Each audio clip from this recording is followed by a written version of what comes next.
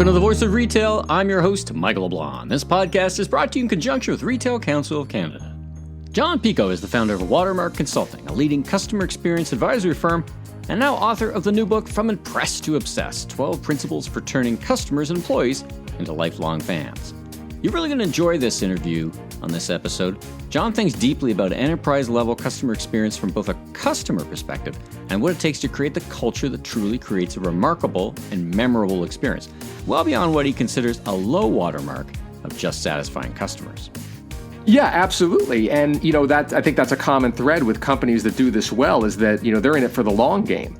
There's sort of two approaches. You can solve for the customer experience that's going to maximize long-term loyalty, which I would argue is best for your financials in the long run. Or alternatively, you solve for the customer experience that minimizes defections. And, that is really setting the bar low. I don't know how that's inspirational to anyone that works in one of those companies. Let's listen in now. Jon, welcome to The Voice of Retail. How are you doing this morning? I'm good, Michael. Glad to be here. Well, it's really great to meet you. I've had the chance to go through your book. It's really great stuff. So I'm very excited about the conversation and learn more about you and delve into these perspectives that you deliver in the book. Let's start at the beginning. Tell us about yourself. So I am founder and principal of Watermark Consulting, which is a customer experience advisory firm. I'm also a keynote speaker on customer experience, employee experience, and leadership topics. Before I launched Watermark back in 2009, I had a corporate career where I was holding senior executive roles at Fortune 100 companies, leading at various times sales, marketing, service, distribution, and even IT. And then in terms of Watermark, the best way to describe the work Watermark does is to tell you about the origins of the name. Years ago, before there was Google Docs and Microsoft Word, when people wanted to put a watermark on a piece of paper, they actually did it by making a physical imprint in a piece of parchment. And that imprint made the parchment richer and more distinctive. Sometimes it was actually used to prevent counterfeiting and duplication.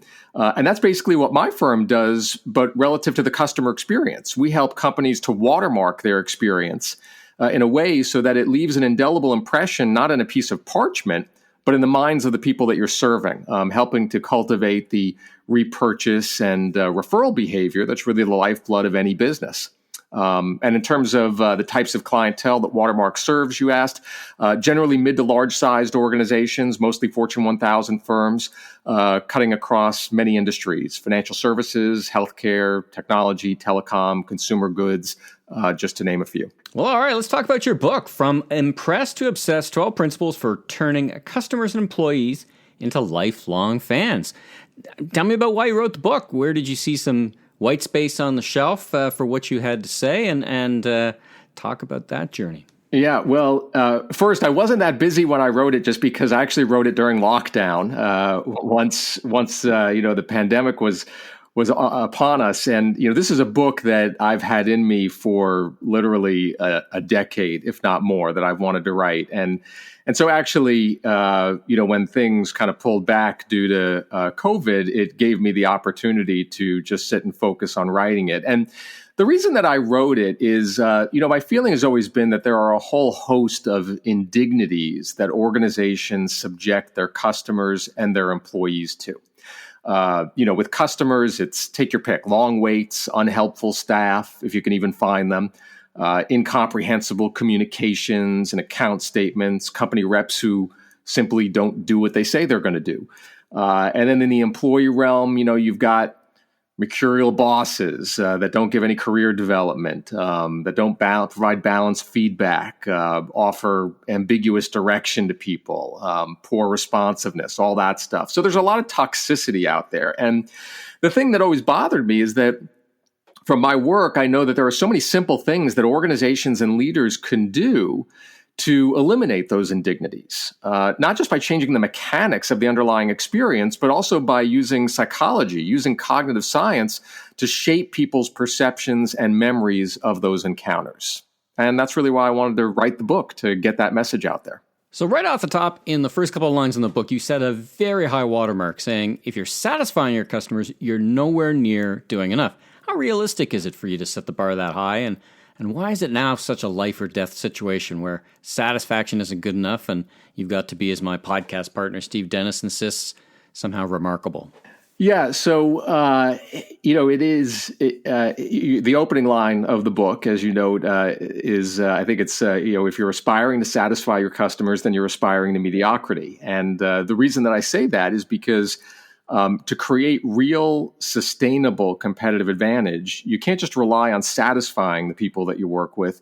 You really need to impress them. You need to leave that indelible, positive impression in their minds that's going to make them excited to work with you again and to tell others about you. And the fact of the matter is that there's lots of research out there that shows satisfied customers defect all the time. So if you're trying to derive strategic advantage from just satisfying, you're probably not going to get to where you want to be. Now, in terms of your question, well, is impressing customers setting the bar too high? I would say absolutely not. And that's because in many industries, the bar is set so low. And, here's how I would characterize it for you, Michael, and your listeners. And, I think you'll probably recognize these kinds of situations. But, when you call, say, an 800 line and someone immediately picks up the phone, are you not pleasantly surprised? When you're in the aisle of a retail store, and you've got a question, you're looking for something, and so you search for an employee to help you. Are you not surprised if you actually find one who's just a few steps away and not only is there, but is actually competent and helpful? And the reason that I use these examples is because they illustrate something that came out of my research for the book. I actually found in some of the research I did that 23% of consumers say that businesses do not consistently meet all their expectations. Half of consumers say they're not even surprised when they have difficulty contacting a business to get help. And once they make contact, more than half say they're not even moderately surprised when employees fail to be helpful. So my point is that the calculus around what it takes to delight a customer has fundamentally changed. People have become so accustomed to bad customer experiences that they've come to practically expect certain annoyances. And in an environment like that, if you just respond quickly to people, if you do what you say you're going to do, if you take ownership for helping them, these are all things that can make an indelible impression on people because it's rare that they consistently see such behavior from many of the businesses that they work with. It's almost counterintuitive because in one way, the bar has been set so low in some instances. And your description triggers one of my pet peeves. When you reach out to your customer service center and you get that message, sorry, we're really busy, so it's going to be a long wait. And I don't know. It's not as much that you're busy because it's been going on for 18 months. You just don't have enough staff in the contact center. But it feels like the bar is so low some days that just answering the phone, as you say, is remarkable in a lot of circumstances. Or am I overthinking this a bit? No, I mean, I don't think it's not even that it's good enough. It actually could be impressive. It's so, as you said, it's so often you pick up the phone and you call a company. I mean, in the airline industry now, there was just an article I saw in the paper recently where passengers were talking about being on the phone for 8 hours waiting for someone to pick up at the airline. And, that, of course, is not unusual. There are a lot of industries, as you say, that just have not done a good job staffing their call centers appropriately. So I think, and it's not just call centers, it's just the idea of taking ownership for a customer's need or request and doing what you commit to do. That is something that happens so rarely that I don't think it is even just satisfying. I think people remember that because they see it so rarely. You tell a story about rap rage in the book, which is funny. I've got a long history working in retail. And, you come to realize that things are wrapped that way because, look, there's a lot of theft.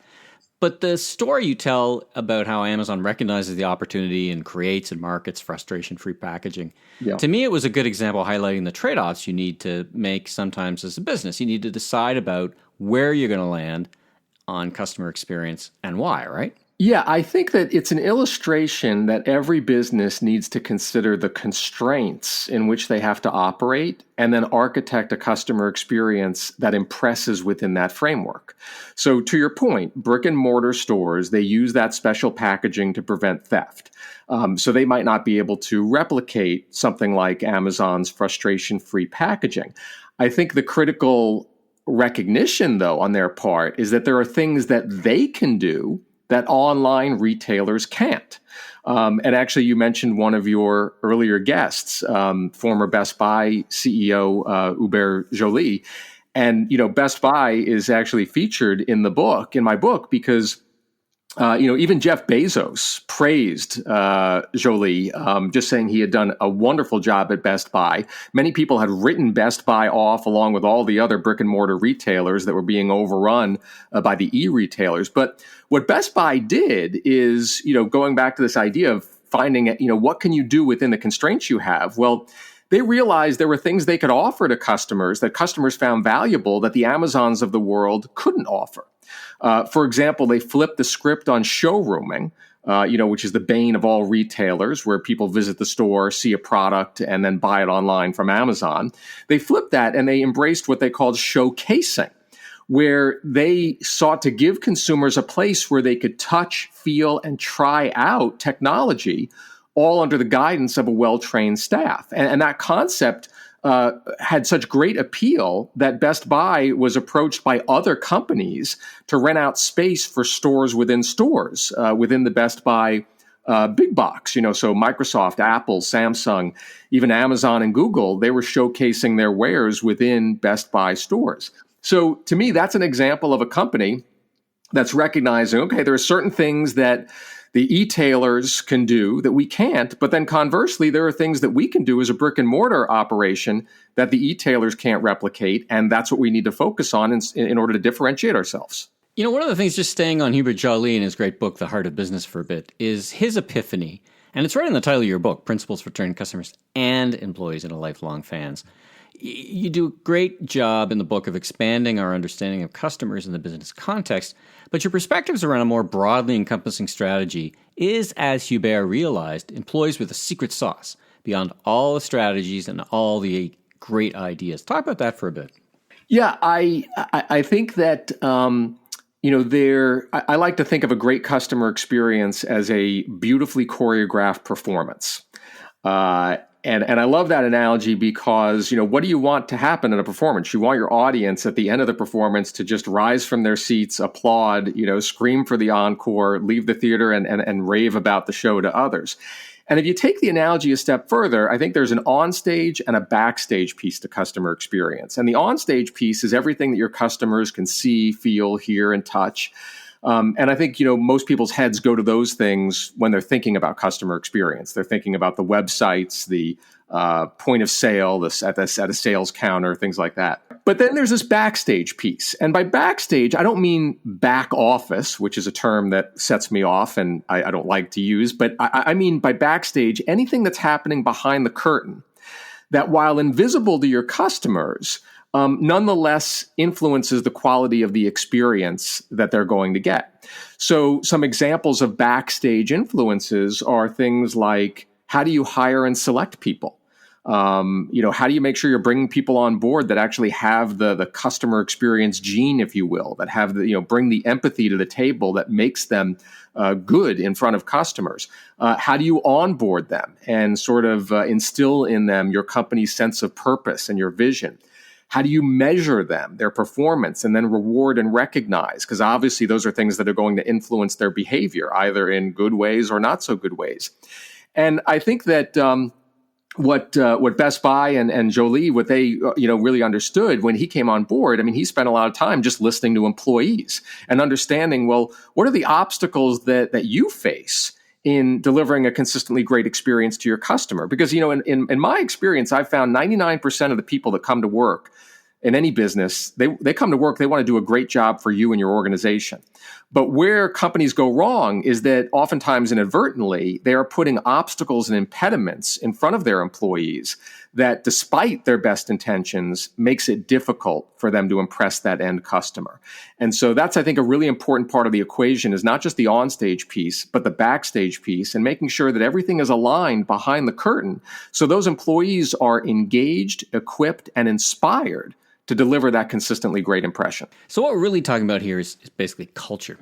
Now, let me pivot around a little bit. And as you think deeply around the COVID era, and one of the changes I think it's probably brought is a different perspective around where people and how people work. So, how are you thinking around hiring people and maintaining that culture where you might not actually meet that person or certainly meet with them less, you don't have that day-to-day interaction, and that is probably the reality to some degree of our future. How are you thinking about that?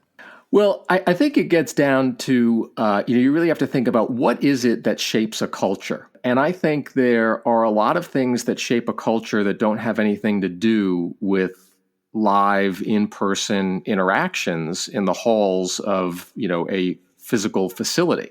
To me, a lot of the things that shape culture for employees, for the workforce, is sort of the workplace constructs that surround them and the environmental cues that are signaled to them. And what I mean by that, it gets back to some of the examples I gave you when I was talking about the backstage piece. The tool sets that you give your employees, that the degree to which those are helpful and allow them to reach their potential and to be the best that they can be, that's something that helps shape a culture. If you're developing performance metrics, there are metrics that can create toxic cultures, such as one. There was a bank in the U.S., Wells Fargo, that came under a lot of scrutiny because it turned out that they were opening up unauthorized accounts for millions and millions of customers. And they got into a lot of trouble with regulators. And when people picked apart what went on, it actually came down to the way people in the organization were measured and rewarded. They were measured and rewarded based on how much cross-selling they did for each account. And it bastardized people's behaviors. So they started to do really unethical things just because it was the only way they could meet their metrics and get their bonuses. So that's an example of another construct in the workplace that creates, that helps shape a culture. And mind you, it is independent of whether you are in person or remote. And then from a leadership standpoint, that actually, that's certainly an important lever in shaping culture. 70% of employees say the most stressful thing about their job is their immediate boss. And when you're in a leadership position, I don't care if it's in person or if it's virtual, there are a lot of things that you can do that can make people feel supported, make them feel like you are advocating for them. And those are all things that are going to help enhance the culture, because when you know that the company and your boss has your back and is really trying to help you do your best and reach your potential, you'll walk through walls for those people. And that really shapes a culture that I think is at the heart of any great organization. I've been thinking lately about how to create that high performance and cherished workplace culture without the traditional workplaces. Like, sometimes I think we make the mistake of applying the old norms to a new hybrid workplace reality. And there's lots of talk about, I'm going to miss that casual interactions that generated that spark. And I asked leaders to give me 5 examples of where that actually resulted in something great. And often it's a little hard to come by. So what does inculcating culture look like in this future? Is it more offsites? Is it gathering at conferences or things where there's a disproportionate impact of getting people together purposefully versus casually, as they do in the before time in offices? How are you starting to think about that as we come to at least the end of this phase of the COVID era? Yeah, I think that you're right that companies are going to need to rethink how they facilitate those kinds of connections between people. I do think that the jury is out on the degree to which hybrid or remote work is either a catalyst or an inhibitor to things like innovation. There really is conflicting research on that. But there's no question that there's value in getting to see people in person, at least occasionally. And so I think that you're right that that companies will probably need to be more deliberate about how do they convene people periodically in order to do that. I actually have a close colleague of mine who had a largely virtual team, well before it was in vogue due to COVID. It was just happened to be the setup of his team. And that was something that he always took pains to do, was to make sure that periodically, whether it's semi-annual or something along that time frame, that he was bringing everybody together in one place. And I think that's something that managers will need to think more about. But, I also, I don't want people to lose sight of the fact that take, for example, having the Zoom with multiple people on it, where it's hard for someone to just sort of stand out as you can in, say, a boardroom and just speak over, everyone else, or just, stand up and whatnot. I think an example of just how managers can help employees feel good in this kind of setup is you're on a Zoom and you just take a moment to make sure, if you haven't heard from someone in a discussion, that you single them out and you say, "Hey, John, do you have anything to add?" Because it's easy for people to be stepped on in a Zoom and sort of they can't get a word in edgewise, and those are things. Again, that they're small cues, but they help to shape a culture, because what that says to the employees is, nobody out here has an outsized voice. Like, my manager wants to hear from everybody, and then my manager is going to reflect on that input and then make a judgment, make a decision. So I really think it's important for people, even in a hybrid workplace, even in an all virtual workplace, to not underestimate how those small, subtle cues with how you interact with people, even online, can help shape their views about what kind of environment is it that I'm working in. All right, well, let's get back to the book for a bit, and let's get to the back half, or not physically, that second part of the great book. And it's one of the things I love about your book, is that it starts to lay out not just the groundwork for your thoughts and philosophies, but then you get to put in basically a playbook. Like, you have a playbook of 12 principles. And now I know it's kind of like asking you which is your favorite kid, but of these 12 principles, what are the ones that really, I guess, let's phrase it, some might be table stakes and others are key differentiators? Are there one or two that you'd call out that you would say that you need to really win and execute at these to be differentiated, and the others are table stakes and you need to be comparable with them? But just give me a sense of the 12 principles and give me that kind of highlight. So, the overview of the 12 principles is basically that the research that I've done over the years into companies that excel at customer experience, that are creating lifelong fans out of their customers and their employees, basically what I found is they were all dipping into the same set of tools for creating those impressions. And the 12 principles is basically just about distilling all of those techniques into a dozen approaches that really can be employed by any business in any industry. Now, what I explain in the book is that these are universal principles of customer experience, because they can be applied to any type of customer interaction or any type of business, but that doesn't necessarily mean they need to be applied universally. And what I mean by that is companies can rightfully choose to accentuate some of these principles over others. And that can work really well as long as it's aligned with your brand promise to customers and the vision that you have for your customer experience. So to answer your question, I would say that there are certain principles of the 12 that have elements of table stakes to them, but they can also be leveraged in a way that kind of takes it up a notch and creates competitive advantage. And I'll give you an example of one.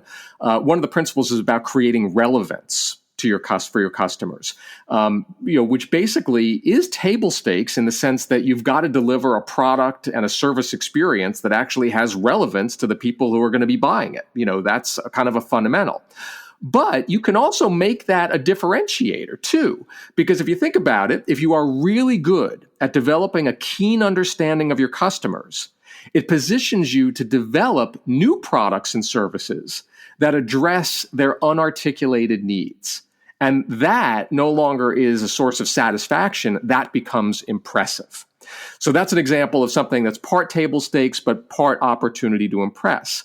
Now, on the flip side, if I had to give you an example of one that I would say is totally not table stakes, but is prime opportunity to impress, I would say it's the principle about advocating for those that you serve, being an advocate for customers or employees.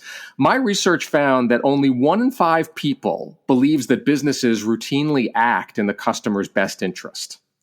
And so if you do that in a tangible way, if you demonstrably advocate for your customers, and an example being like the way Southwest Airlines and Delta Airlines in the U.S., they chose to forego millions in revenue to block middle seats for onboard social distancing during the pandemic for over a year. Or Ally Bank in the U.S. recently eradicated all overdraft fees. These are examples of companies that are basically taking actions that in the short term, they take a hit for in terms of revenue. But it shows people, hey, we're doing something to advocate for what we believe is in your best interest. That creates an impression on people, one that they're going to remember and one that's going to lead them to keep coming back for more, as well as to tell others about you. Well, no, that's interesting because that gets us back to where we were talking about companies making trade-offs. So a short-term financial trade-off for a longer-term customer benefit that's going to really pay off in the longer term, right? Yeah, absolutely. And, that I think that's a common thread with companies that do this well is that, they're in it for the long game. There's sort of two approaches. You can solve for the customer experience that's going to maximize long-term loyalty, which I would argue is best for your financials in the long run. Or alternatively, you solve for the customer experience that minimizes defections. And, that is really setting the bar low. I don't know how that's inspirational to anyone that works in one of those companies. But yeah, I mean, the organizations. Yeah, that's the we win if they just don't leave philosophy, right? Right. That's right. I mean, the organizations that succeed at this, they just recognize the lifetime value of a customer and the idea that if you cement that relationship, if in the example I just gave you, if they see you tangibly advocate for their interests, I mean, if you've got them on board for the rest of their lives and you've got them spreading positive word of mouth about you, that's priceless. Okay, last question or second to last question. And, we've been in this COVID era now for 18, 20 months. I think we can see the end. The goalpost keeps moving a little bit. Any early thoughts on how, from your perspective, customers have changed, customer behavior has changed, and anything businesses should be thinking about in terms of their customers and the impact of the COVID era on their habits? Yeah, I think the key lesson, and it's one that really has been signaled in prior economic and societal crises, is that you have to always re-examine what's relevant to your customers. It actually goes back to that principle that we were just talking about a moment ago, because and there are examples in the book of this, of companies that, I don't want to say that they exploited the pandemic because that's not the right way to characterize it. What they did is they very quickly stepped back and thought to themselves, immersed themselves, in the lives and the minds of their customers and thought, well, what's relevant to the people that we serve now? Because obviously everything that was relevant yesterday is kind of thrown out the window. They've got a totally new host of concerns and needs and aspirations and whatnot. So what might we be able to do differently? How could we tweak our customer experience? Are there different products or services that we might be offering, different features that we should offer that are going to achieve greater relevancy for people in this current time? And I think that's a key takeaway from the pandemic, is just the importance of continually doing that. On the employee side of the equation, I think the key takeaway is, and I think it's a good one, it's heightened appreciation really for the people that work in an organization at any level and the role that they play. We all are indebted to the truckers, the frontline folks and whatnot that kind of kept things going while we were all locked down and were delivering groceries to us or whatnot. And so I think that the dignity of all work is something that I believe was reinforced. And I hope that companies over the long term will sort of take that to heart and understand how important it is to appreciate those employees that are in those roles and to create an environment that helps them to thrive, that not only keeps them safe, but helps them to reach their potential and sort of advances their well-being. Well, what a great way to end our discussion. I love all those points, and let's leave it there. The book is From Impressed to Obsessed, 12 Principles for Turning Customers and Employees into Lifelong Fans. Jon, thanks so much for joining me on The Voice of Retail. It's great discussion. If people want to learn more about you, more about your work, and more about the book and where to find it, where do they go? Tell us all about that. Sure. So if they want to learn more about the book as well as order it from their favorite retailer, they can go to the official website of the book, which is www.impressedtoobsessed.com. That's impressed, the number 2, obsessed.com.